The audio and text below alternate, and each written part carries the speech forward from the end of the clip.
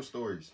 I mean, and what? Trap Lil Ross, what? I don't really be watching his videos, but I be seeing him on TikTok and stuff like that. But say, man, King Von, we're going to start there. Do your homework on King Von. He was out here over whooping. Do your homework on over whooping.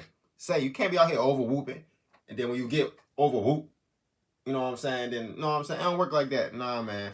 Don't be out here over whooping. Stop there. Do your homework on over whooping. You got too many things to do right now. Say, I don't know what you want. Baby girl, come on now. Don't get turned. What's happening? What's happening? What's happening, man? Say, man, Della, man, we back with another one. Say, man, we got what? Say, well, my fault. Happy New Year's.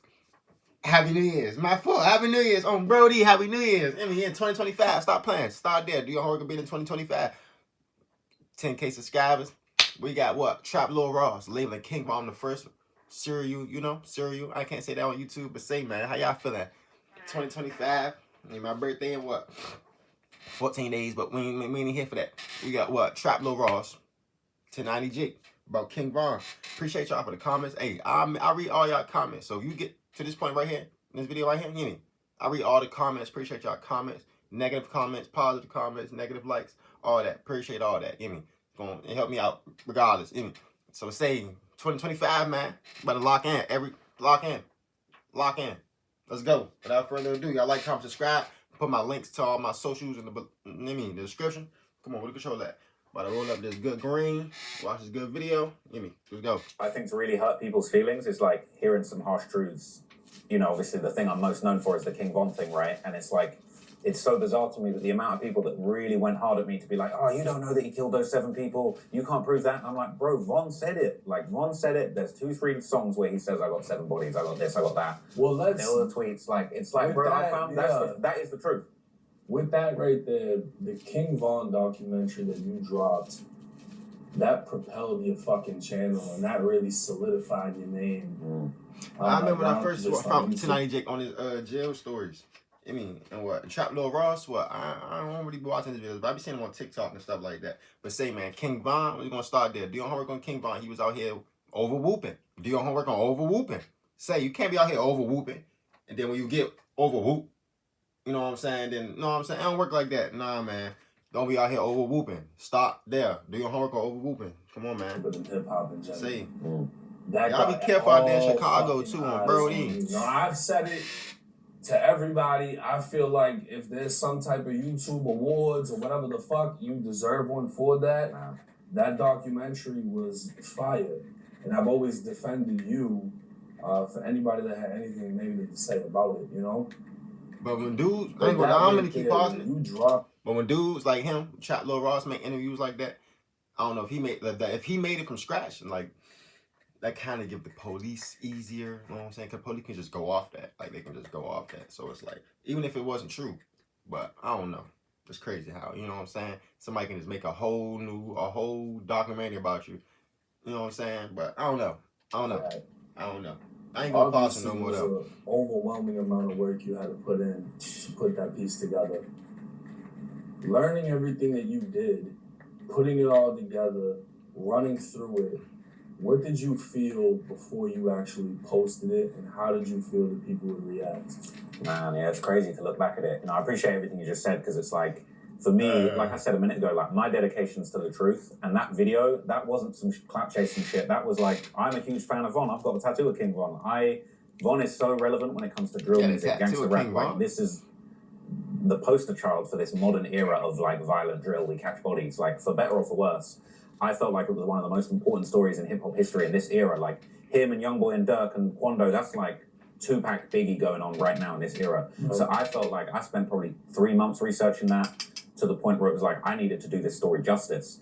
And it's funny now looking back that it was a huge success, because at the time, that was like 2 years after King Von had passed. Not to disrespect, but his name wasn't necessarily buzzing at that specific moment in hip hop. I was feeling like, I don't know if people are really going to even be interested in hearing about all this. Yeah. But I felt like I had to speak to the truth of like, I read all of his tweets. I listened to every song and read every lyric one by one and really thought about what was going on. Jesus. I watched every... He's the police.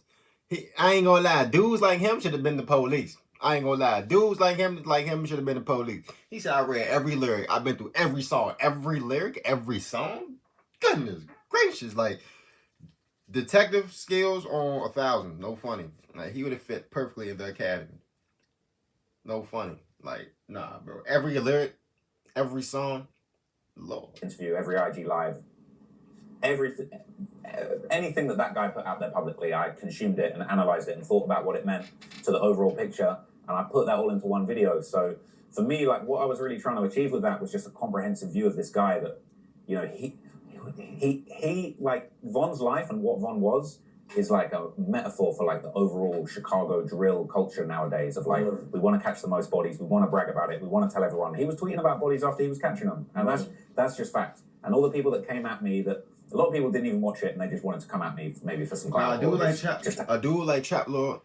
What's dude? Trap Lord Ross. All right, bet. With dude like him, if he gives you information, know what I'm saying? Now it's different because he really doing his homework. No funny. Start there. Hey, say he out here really doing his homework. Say he really doing his homework. Like he doing his homework. So it's like, how can you really shake what he's saying? He really doing his homework. Like he doing his homework. Hours, lyrics, hours. As soon as he posted votes, my calculations, you know. Nah, man, time that he really out here doing his homework. So it's like, what he's saying, you know what I'm saying? He doing his homework. He's studying. It was undeniable, and I didn't set out. This is the funniest thing. I was like, I'm going to do a full King Von life story documentary. I think a lot of people think, oh, you tried to put this serial killer jacket on him from the start. The idea of calling it King Von's rap's first serial killer didn't come until I was probably halfway through. I was like, okay, I'm going to make a video where I'm going to once and for all say, truth or cap, did King Von have the 7 bodies he talked about? And I looked into it, and at a certain point, once I got to about 3 or 4 of them, and I was reading all of his tweets, and I'm like, he tweeted after nearly every murder. I was like, damn, it's looking like 3, it's looking like 4. Shit, it's looking like 6. Yeah. And then I was like, is this guy a serial killer? I looked into the FBI's definition of a serial killer. I'm reading it. I'm like, bro, he's ticking these boxes. Fucking adds up. And like, that's when I had the idea of like, that's the focus of the video. That's the title of the video. But I didn't set out to do that. But it's like, when I laid it all out, it was just very apparent to me that that's what had gone on. And, you know, shit went how it went. Well, I got a deep question for you. I think you were spot on with the serial killer title. Get hooked up on everyday spending with Cash App offers. You call the cereal gimme? Well, you got like 4 more. Like, gimme. He was bragging about it. That's what made it crazy. Because that's everything he wanted to be. Facts. So let me ask you, if Von watched your documentary, knowing that he projected all of these things himself, do you feel like he would approve of everything you said of him? That's a great question. So, here's the thing, right? Here's the thing.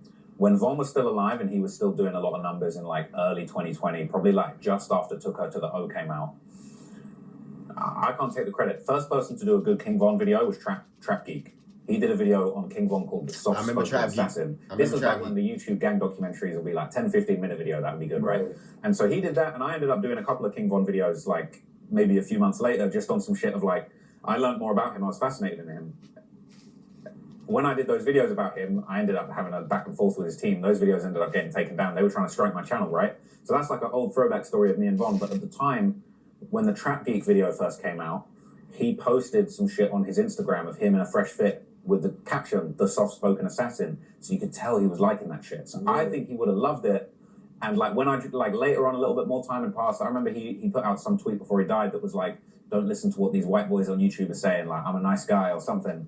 And it was kind of that thing of like, he was having fun with it, but the fact that he took the soft-spoken assassin thing the Trap Geek came up with and used it as his own caption, like trolling, I think he liked it. I think if Von was still alive, he'd probably be have a couple of these bodies on him. He'd have probably got wrapped up in the duck thing, and he'd probably be in jail like one of these famous serial killers, doing interviews and shining and being an infamous gang serial killer, to be honest. So I think you would have liked that shit. And he the probably thing did I like it. I wouldn't be say surprised. people, right? I'm about to say Lil Durk. If King Von was here right now, he probably would have in his crib just say, folks, look at these little bloggers, folks. Some more little time got all these bodies, folks. They don't know what they talking about, folks. Shh, folks. Watch out, folks.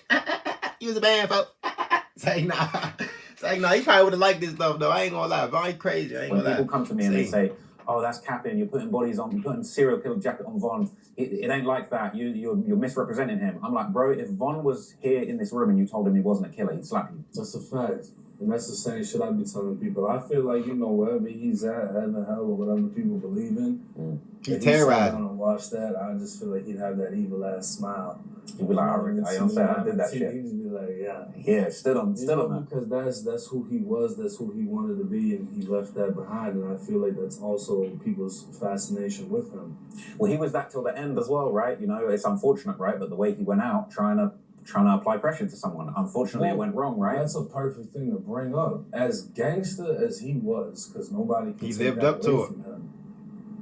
How disappointing was the way he died?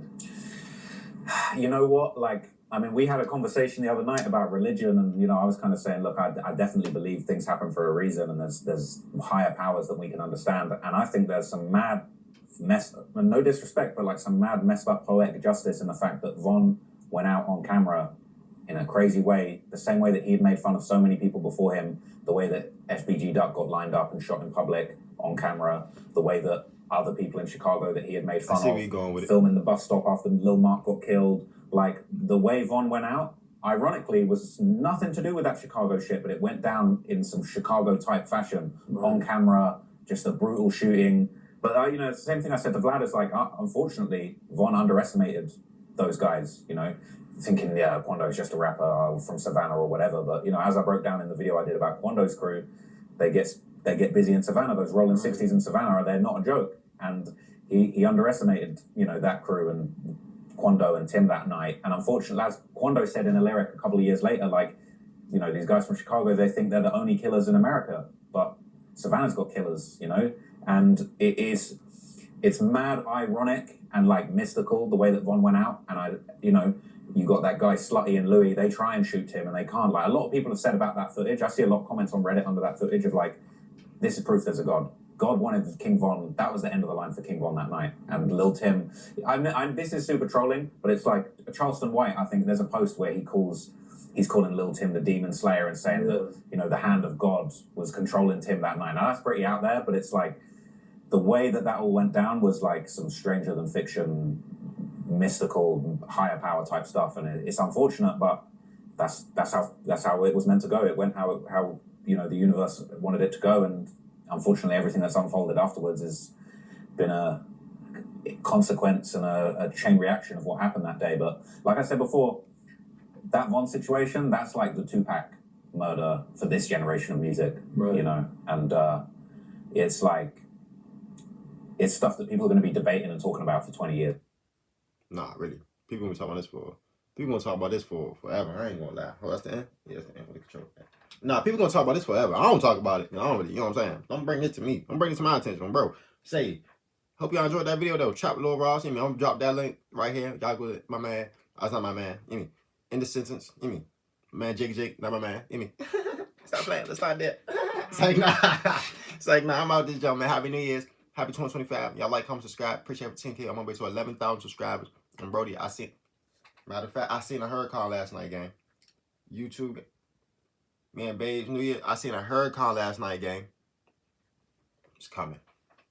We out this jump though, gang.